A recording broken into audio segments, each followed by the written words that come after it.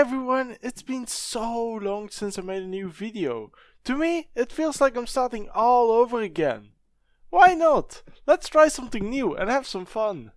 If you're a returning subscriber, you will probably know that I haven't been uploading for over a year.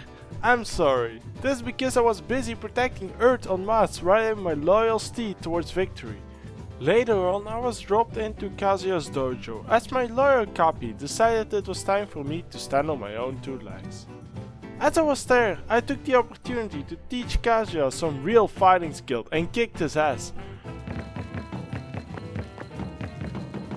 I then sent him to the other side of the world to enjoy a great time in Brazil.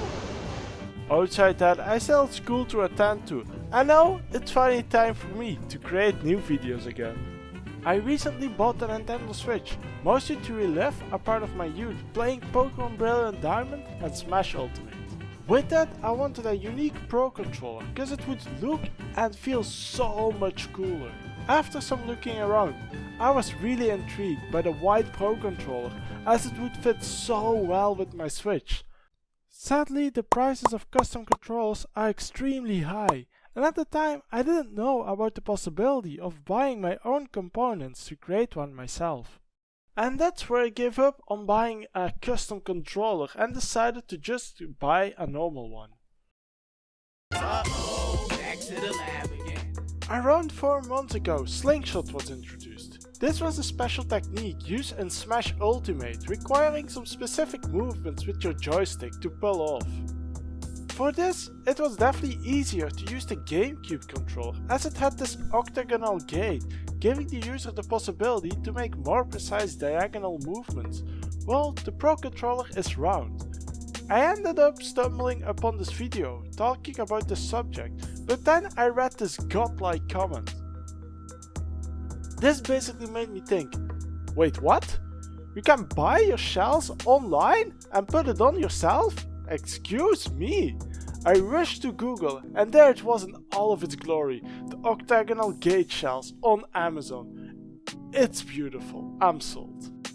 It didn't take long for me to get completely hooked in the whole console repair world, even though I haven't repaired anything. What would be an obvious result of this?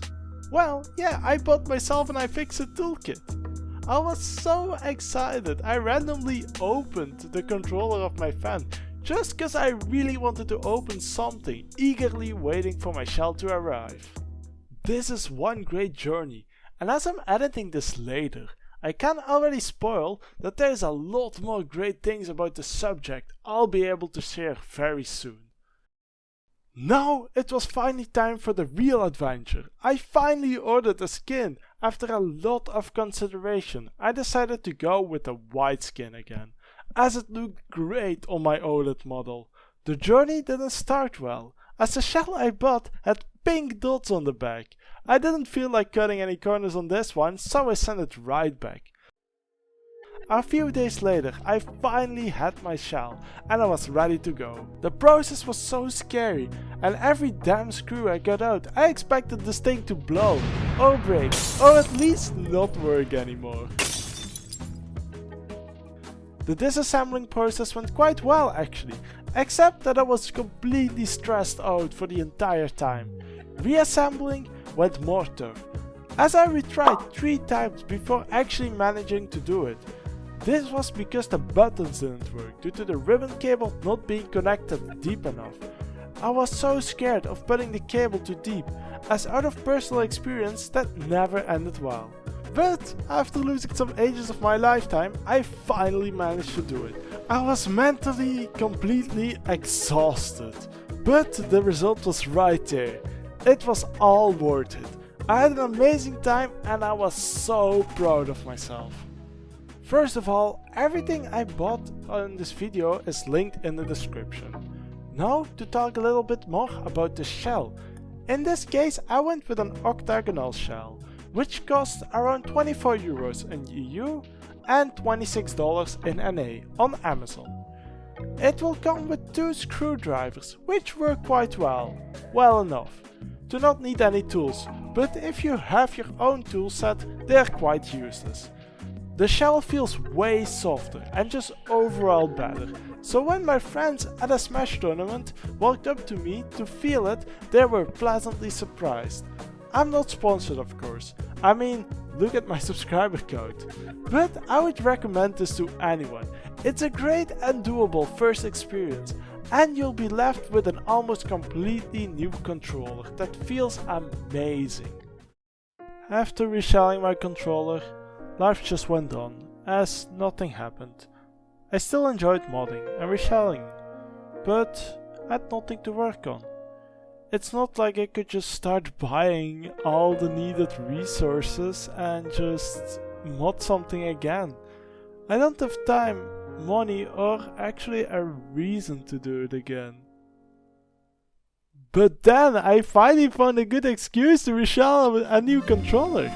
My Brazilian Valentine was coming up. This was a chance to make something romantic and personal for my girlfriend, who's in fact Brazilian. Kiki and I have been playing Smash Ultimate together for a while, and it's been something we are both quite passionate about. For a while she had to play with Joy-Cons as she didn't have a controller yet. But no more. I went on a hunt for a good second-hand deal in my country, as I didn't see much use in buying a completely new controller that I'm gonna completely customize anyway. I managed to get a great €30 deal for a used controller. With that I was all ready to get to reselling. I got myself another shell, but this time in pink for around €22.5.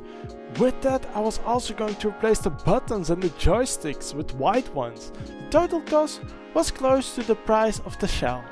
I felt already much more comfortable with modding a controller, and I once again had an amazing time doing it. It was great to see my girlfriend so happy with the controller, and it also made me super satisfied with my work. This time I went with a not octagonal shell, and on top of that I added a button set and new joysticks onto it. Combining it with the second-hand controller, that would be around a total of €74. The buttons have a little more of a sharp edge on them, while normal buttons are made more round on the edges. But this is something you get completely used to. To me, the joysticks felt just the same as the originals, so no complaints over there.